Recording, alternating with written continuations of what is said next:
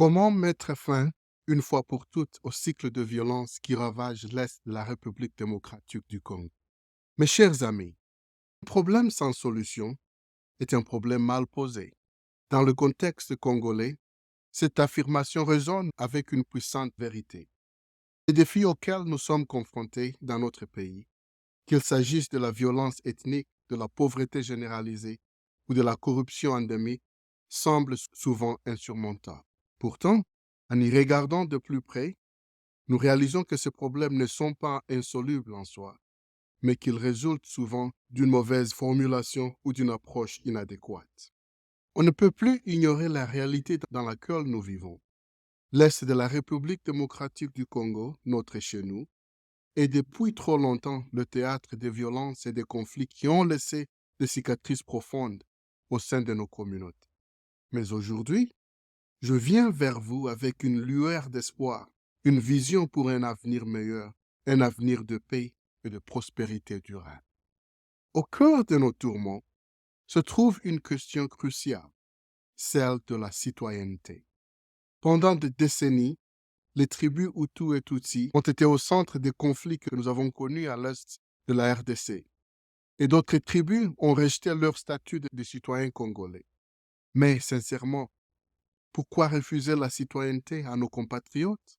Ne serait-il pas temps d'ouvrir nos bras à tous ceux qui appellent cette terre leur foyer, de leur accorder les droits et la dignité qu'ils méritent? Mes amis, en abordant cette question de la citoyenneté, en veillant à ce que chaque individu soit reconnu comme membre légitime de notre nation, nous privons nos ennemis de leur prétexte d'attaque, leur enlevant toute raison de nous diviser. C'est le premier pas vers la paix. Je vais répéter. En abordant cette question de citoyenneté, en veillant à ce que chaque individu soit reconnu comme membre légitime de notre nation, nous privons nos ennemis de leur prétexte, leur enlevant toute raison de nous diviser. C'est le premier pas vers la paix. Mais la citoyenneté seule ne suffit pas. Il nous faut aussi promouvoir le respect et la compréhension entre nos tribus. Personne ne devrait se sentir rejeté dans son propre pays. Construisons des ponts de confiance et de coopération en reconnaissant la valeur que chaque tribu apporte à notre identité collective. Enfin, créons un environnement où chaque individu peut s'épanouir, où il peut contribuer selon ses forces. Si une tribu excelle dans l'agriculture, donnons-leur les moyens de nous nourrir tous. Si une autre tribu est douée pour l'élevage, créons les conditions pour qu'elle prospère. Trop longtemps, nous avons laissé nos terres ancestrales se dégrader, mais cela ne peut plus durer. Donnons leur vie, cultivons-les, bâtissons dessus, pour le bien de tous. Mes amis, si nous nous engageons à respecter ces trois principes, la citoyenneté, le respect et l'opportunité, alors je crois sincèrement que nous pouvons mettre fin à ce cycle de violence une fois pour toutes. Oui, nous pouvons créer un avenir où les échos des conflits cèdent la place aux harmonies du progrès et de l'unité.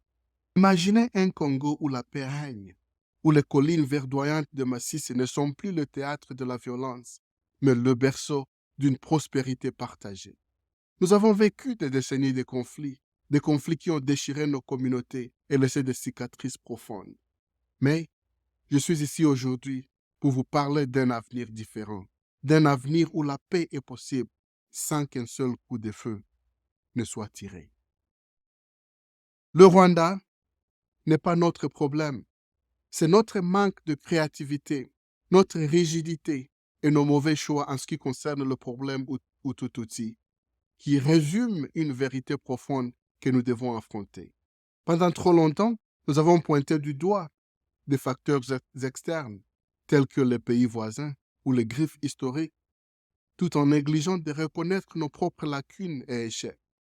Le conflit entre les tribus Hutu-Tutsi et d'autres tribus en République démocratique du Congo n'est pas uniquement le résultat d'influences externes, mais plutôt le reflet de nos propres divisions internes et de nos échecs. Notre incapacité à trouver des solutions créatives et inclusives, notre rigidité dans le respect des croyances et des idéologies dépassées, Et nos mauvais choix dans la résolution de cette question complexe n'ont fait qu'exacerber la situation et entraîner des souffrances et des pertes incommensurables. Combien de nos êtres chers avons-nous perdu à cause de ce cycle interminable de violence et de conflits? Combien encore doivent périr avant que nous réalisions que rejeter la faute sur les autres ne nous rapprochera pas de la paix et de la réconciliation?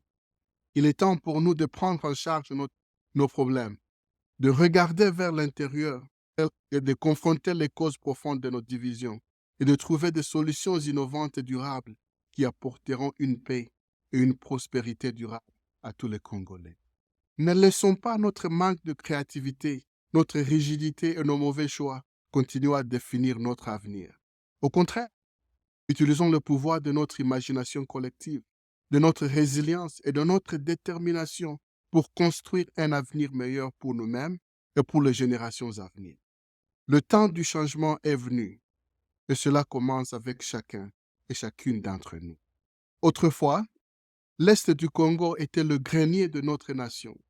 Les collines de Massissi étaient réputées pour leurs fermes laitières et leur pâturage luxuriant. Mais lorsque le conflit a éclaté, notre économie s'est effondrée et avec elle, notre source d'abondance. Qui a bénéficié de cette destruction? Pas nous, c'est certain. Ce sont ceux qui prospèrent dans le chaos, ceux qui exploitent nos divisions pour leur propre intérêt. Pourtant, nous ne devons pas nous laisser abattre.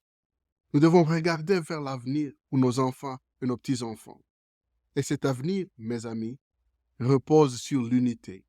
Regardez l'Inde, un pays avec une population plus grande que le continent africain. Ils n'ont jamais pensé à expulser leurs citoyens vers d'autres terres. Ils ont compris que l'unité est la clé de la prospérité. Alors, apprenons de leur exemple. Mettons de côté nos différences et unissons-nous dans notre vision commune d'un Congo fort et prospère. Construisons un avenir où la paix et la prospérité sont à la portée de tous. Merci.